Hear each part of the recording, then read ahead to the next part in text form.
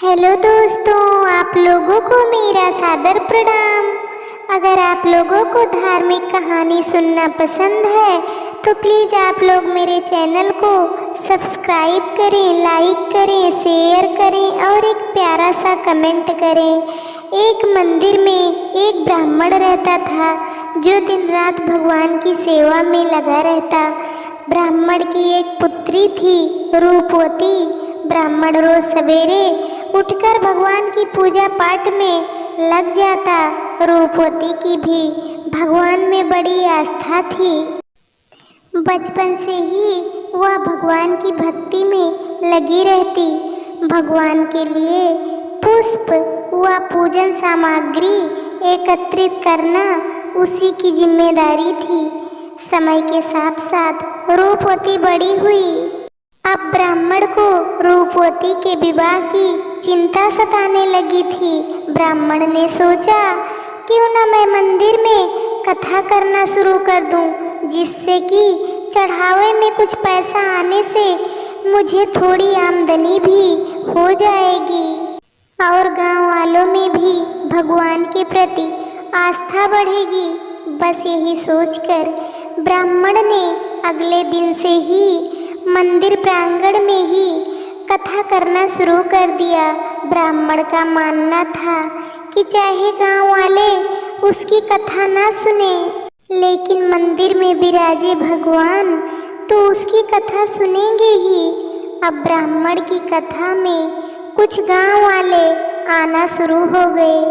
एक दिन गांव का ही एक कंजूस सेठ मंदिर में भगवान का दर्शन करने के लिए आया और दर्शन करने के बाद मंदिर की परिक्रमा करने लगा।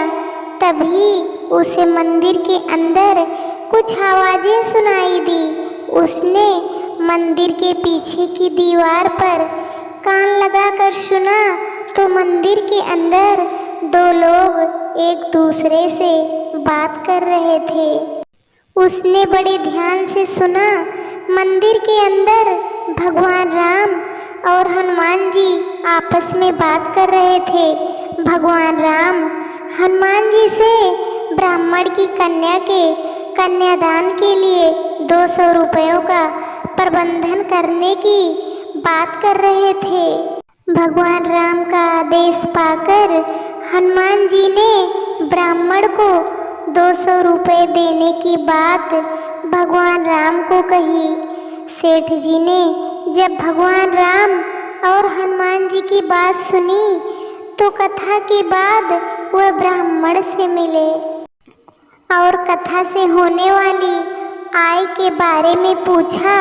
सेठ जी की बात सुनकर ब्राह्मण बोला, सेठ जी, कथा में बहुत ही कम लोग आ रहे हैं, भला इतने कम श्रद्धालुओं में क्या आय होगी। सेठ जी ने ब्राह्मण को आश्वासन देते हुए कहा कि आज कथा में जो भी आय हो वह ब्राह्मण उन्हें दे दे। इसके बदले में सेठ जी ब्राह्मण को 100 रुपये दे देंगे। ब्राह्मण को भला क्या ऐतराज होता।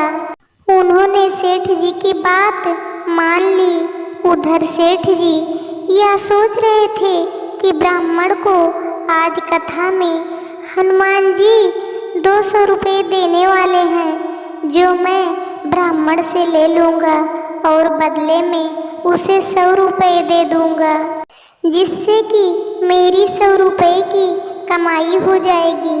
शाम को कथा समाप्त होने पर सेठ जी ब्राह्मण जी के पास आए।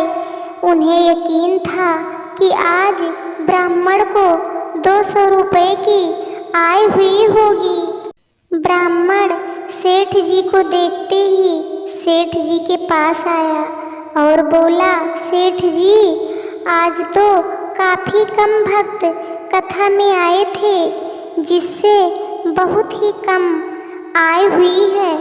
बस 10 रुपये ही इकट्ठा हो पाए हैं। सेठ अब करता भी क्या। उसने ब्राह्मण को दिए वचन के अनुसार ब्राह्मण को 100 रुपये दे दिए और इस सौदे में तो सेठ सेठ जी को नुकसान हो गया। सेठ जी हनुमान जी पर बहुत गुस्सा हुए कि उन्होंने ब्राह्मण को 200 रुपयों की मदद भी नहीं की और भगवान को कह दिया, अपना वचन भी पूरा नहीं किया। सेठ जी को हनुमान जी पर बहुत गुस्सा आया।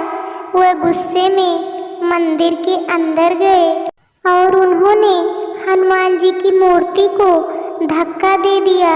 सेठ जी ने जैसे ही हनुमान जी की मूर्ति को धक्का देने के लिए अपना हाथ मूर्ति पर रखा, हाथ वहीं चिपक गया। भला हनुमान जी के पकड़ से कोई बच सकता है? तभी सेठ जी को फिर एक आवाज़ सुनाई दी।